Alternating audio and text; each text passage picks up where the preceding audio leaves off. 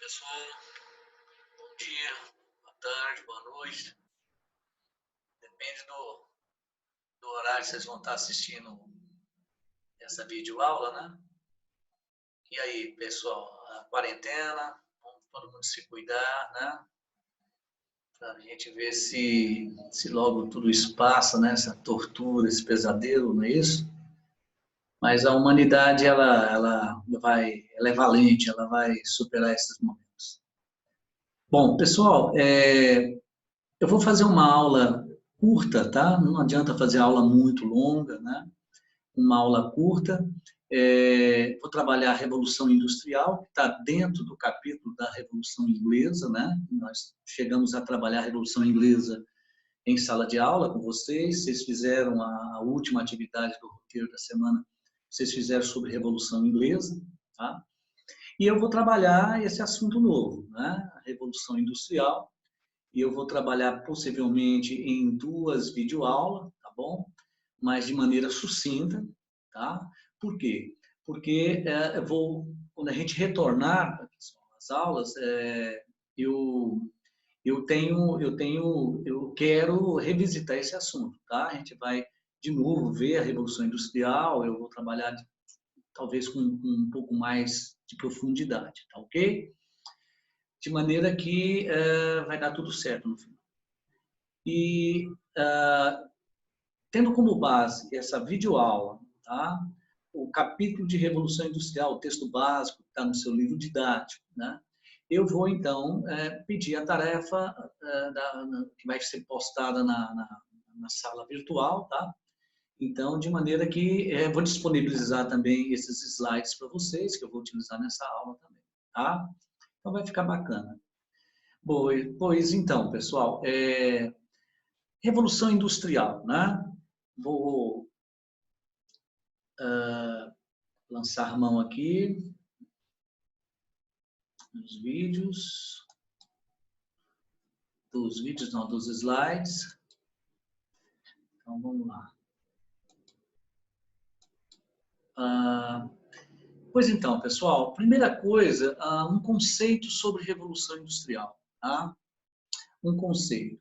Até um tempo atrás, pessoal, vocês encontravam livros de história que buscavam dar um conceito de Revolução Industrial de natureza muito reducionista, vamos assim dizer, né? Ou seja, Revolução Industrial seria o quê? Revolução das máquinas, né? Foi quando as máquinas foram introduzidas no processo de produção, houve a passagem do sistema manufatureiro para o maquinofatureiro, né? E fica praticamente nisso. E aí houve, né, uma reprodução de mercadorias, o mercado expandiu, mas a Revolução Industrial sendo a introdução das máquinas no processo produtivo. Não que esse conceito esteja errado, né? De fato, a Revolução Industrial teve a marca da tecnologia, das novas máquinas, sim, né? Na indústria têxtil, né?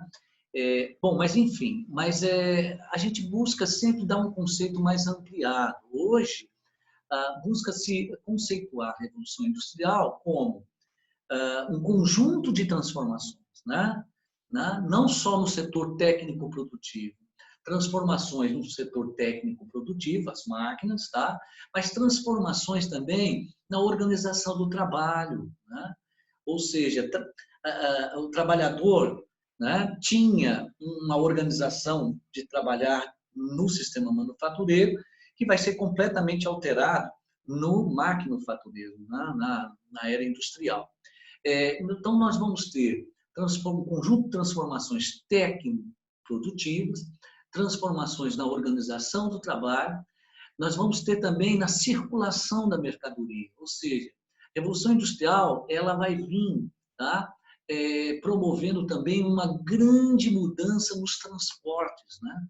Não é à toa que é na era industrial que nós vamos ter o surgimento das primeiras locomotivas, né? As estradas de ferro, o navio à vela, né? Vai se tornar agora um navio a vapor, né? As distâncias entre os mercados vão diminuir, né? No bojo da Revolução Industrial, nós vamos ter também uma mudança nas comunicações, né? Os mercados vão se comunicar de maneira muito mais rápida, né? Com o advento, inicialmente, do telégrafo, depois do telefone. Tá? Então, tudo isso seria um conceito de revolução industrial amplo, né? Um conjunto de transformações em várias áreas. Né? Mas tem uma segunda parte desse conceito. A revolução industrial, ela consolida a ordem liberal capitalista no Ocidente. Tá? O capitalismo que já vinha se formando ali, né, no início da Idade Moderna, quando chega agora no apagar das luzes do século XVIII e todo o século XIX, né, o capitalismo se consolida, né, como modo de produção, como sistema ideológico, o liberalismo também vai se consolidar, né, como doutrina do capitalismo. Então, então esse conceito ampliado é o mais aceito. Né? Nós vamos ter várias fases de revolução industrial. Né? Principalmente o pessoal da geografia, eles têm isso aqui mais como coisas deles trabalharem, né, de maneira muito legal. Que eles trabalham a primeira revolução industrial, segunda, terceira, a quarta, que possivelmente é a que nós estamos vivendo mesmo, né, que é a revolução técnico-informacional, né, ligada ao campo digital, ao mundo tecnológico, físico, mas também o mundo digital, com o advento da internet, tá? a mecatrônica no sistema de produção. Então, o historiador, ele trabalha também nessa perspectiva, né? Mas o geógrafo, como ele tem como objeto de pesquisa e de trabalho, né? A organização do espaço, né? Que eles definem muito bem essas 4 fases da Revolução Industrial. Bom, dito isso, a gente vai tentar entender por que a Inglaterra foi o primeiro país, tá, a fazer a transição do capitalismo mercantil, né, do sistema manufatureiro, para o capitalismo industrial, né, o maquinofatureiro. Né? Por que a Inglaterra e não outro país? É isso? Bom, nós vamos entender alguns fatores que marcam a posição da Inglaterra como pioneira no processo da Revolução Industrial. Primeira, é o que está aqui, a acumulação de capital. Tá? A Inglaterra, logo cedo, ela vai ter um parque industrial, né, já bem desenvolvido, ali já no começo do século XVI, XVII, com uma série de fatores. Né? Primeiro, a gente tem que contar, não tá nesse slide, mas a gente tem que contar que a burguesia inglesa ela é de mentalidade calvinista. Tá? O que eu quero dizer com isso? O calvinismo, como um ramo do protestantismo, o calvinismo ele ressalta muito o trabalho, né? Como a vocação que Deus dá ao crente é o trabalho, né? O trabalho produtivo, digno. E essa burguesia de mentalidade calvinista, né? Ela vive a parcimônia, né? Ou seja, o lucro do empresário inglês protestante calvinista, né? Geralmente, como ele vive uma vida comedida, né? Como o consumo, como o luxo, tem algo a ver com o pecado, né? Com a extravagância. Então, essa burguesia inglesa calvinista, a tendência dela é fazer do lucro se transformar em capital de reinvestimento. Né? Ele reinveste na própria empresa, no próprio negócio, de maneira que o parque industrial da Inglaterra, com essa burguesia, uma boa parte de mentalidade calvinista, vai se desenvolver. Né? Quer dizer, um acúmulo de capital, uma poupança interna muito acelerada. Né? Bom, outra coisa também que vai colaborar para a Inglaterra a chegar primeiro na Revolução Industrial é a mão de obra disponível nas grandes cidades da Inglaterra, principalmente aquela região sul e sudeste da Inglaterra, uma abundante mão de obra, né? Muitos trabalhadores disponíveis ali. E aqui a gente precisa também explicar algo que eu mencionei na Revolução Inglesa para vocês. Durante a dinastia Tudor e continuou pela dinastia Stuart, o que nós vamos ter? Um processo de transformação nos campos ingleses, ou seja, fazendeiros que mexiam com a tradicional agricultura, né? Esses fazendeiros, por terem suas fazendas próximas a polos de fabricação de tecidos, as cidades que fabricavam tecidos, eles vão redefinir a produção, vão deixar de mexer com a agricultura e rebanho e vão criar ovelhas, tá? Por quê? Porque a produção de toneladas e toneladas de lã dava muito mais lucro para eles do que mexer com roça, mexer com agricultura, tá? E aí começa, de certa forma, a desempregar muitos camponeses, né? Começa a haver um êxodo rural, uma migração de um contingente populacional desempregado, né? Expropriado da terra, e vai para essas cidades, né? Industriais inglesas, servir de exército de reserva, de mão de obra barata, né? Então, a margem de lucro do empresário era grande, porque o salário era muito baixo. Tá? Isso favorecia também o acúmulo do capital e a poupança interna e a capacidade de reinvestimento. Tá? Um outro detalhe também, o terceiro fator que está ali, a supremacia comercial marítima. Tá? A Inglaterra, que já tinha uma frota de navios de guerra invejável, a Inglaterra, depois dos atos de navegação do Oliver Cromwell, lembram desse momento da Revolução Inglesa, né? Quando Cromwell, de maneira forçada, ele promove, né, a construção de muitos estaleiros, a burguesia inglesa começa a construir navios, né, porque havia uma certa proibição de ficar fretando navios da vizinha Holanda, etc, etc. Então, a Inglaterra, ela que já tinha uma marinha de guerra, né, poderosa, ela passa a ter uma marinha mercante, se brincar, suprema, né, superior a todos, né? Então, quer dizer, isso conta muito? Conta. E não adianta um país, no caso a Inglaterra, fabricar muito. Ela, né, tem que ter poder de chegada nos mercados. E a Inglaterra tinha uma grande frota de navios mercantes, né, para fazer esse comércio com os continentes.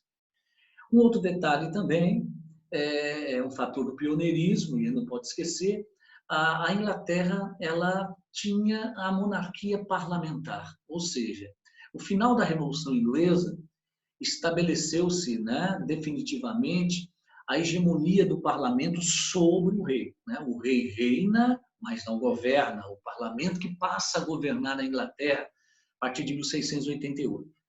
E isso favoreceu a Revolução Inglesa, a Revolução Industrial? Com certeza, né? Porque você tem um parlamento de natureza burguesa. Lembra que eu falei para vocês que a Câmara dos Comuns tinha muitos deputados, representantes do setor financeiro, dos banqueiros ingleses, né? Dos comerciantes, dos exportadores, da indústria fabril. Então, essa burguesia, tá? Instalada no parlamento, vai promover, já que o parlamento está governando o país, vai promover as grandes reformas econômicas, financeiras, né, pró-capitalistas, né, dinamizando e fazendo a Inglaterra chegar primeiro na Revolução Industrial do que todo mundo. Nós vamos ter a doutrina liberal, né, a doutrina liberal, e nós vamos estudar um pouquinho isso quando estivermos no capítulo sobre iluminismo, né? Nós vamos ter o pensamento de Adam Smith, de John Locke, tá? Que vão Stuart Mill, foram os grandes economistas e cientistas políticos que teceram, né, a doutrina liberal capitalista. Bom, a posição geográfica também da Inglaterra. A Inglaterra, né, um país de portos, litoral em portos que saem para todos os mares, né? Essa é uma vantagem. E as inovações técnicas, né? a indústria manufatureira já vinha inovando algumas maquinetas, ferramentas, né? E isso culminou com as poderosas máquinas que vão revolucionar o processo produtivo. Tá? Bom, mas a Revolução Industrial, se por um lado ela promoveu o acúmulo da riqueza, né? Ela enriqueceu setores da burguesia, do comércio, etc, etc. Mas e o outro polo, né? A classe trabalhadora. É aí que é a face perversa, né, da Revolução Industrial. Né? As primeiras gerações de trabalhadores, tanto na Inglaterra, depois na segunda Revolução Industrial, a Revolução Industrial a partir de 1860 já começa a ganhar vários países da Europa, você tem um operariado vivendo em precárias condições. Primeiro, as longas jornadas de trabalho. Chegavam ao ponto de trabalhar de 14 até 18 horas por dia. Né? E ambientes, né, totalmente desfavoráveis para o trabalho. Né? Pouco arejados, né? Crianças sendo usadas nas máquinas. Né? Muitas dessas crianças elas trabalhavam a mesma jornada do adulto, mas ganhavam a metade do salário por conta de ser crianças. Não só as crianças, como as mulheres também. O trabalho feminino foi muito explorado nesse primeiro momento. Ganhava-se a metade do trabalho do homem adulto. Nós vamos ter também as crianças numa rigorosa disciplina. Né?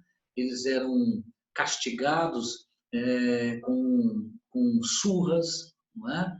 Com varas, com cintos, né? Espancadas, quando desobedecia alguma ordem do trabalho. Né? Outra coisa também, não havia uma legislação trabalhista. Tá? As leis que protegiam o trabalhador só vão vir no século XIX com as lutas sociais. Os salários, como eu já falei, eram reduzidos, né? muito, não condizente com as horas de trabalho. Não havia um sistema de proteção ao trabalhador, havia muita mutilação, perdia-se dedo, perdia-se mão. Tá? Não havia uma proteção do Estado previdenciário, por exemplo, não se aposentava ninguém. Tá? Então, eram as péssimas condições de trabalho e vida da classe operária. Bom, e é dentro dessas contradições da era industrial, né, principalmente a vida miserável e precária da classe trabalhadora, que nós vamos ter as chamadas ideologias de contestação à ordem liberal capitalista, a ordem, né, instalada e consolidada pela Revolução Industrial. Tá? Mas vai ser assunto para uma próxima aula. Nós vamos ter, primeiro, um movimento operário, tá? Através da luta do quebra-máquinas, né? Uma luta infantil, é o que Marx mais tarde vai chamar de infantilismo da classe operária, que vai ser o ludismo. Depois o cartismo, os trabalhadores vão conseguir já as primeiras legislações de proteção a eles. Depois nós vamos ter os sindicatos, né? A partir das trade unions.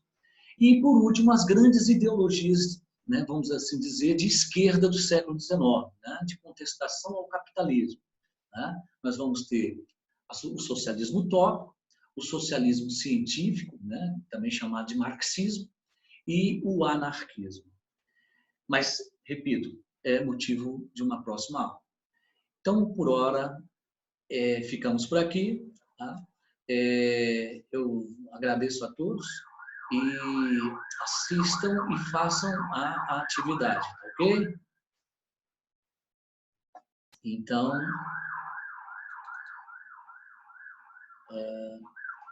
encerrando então.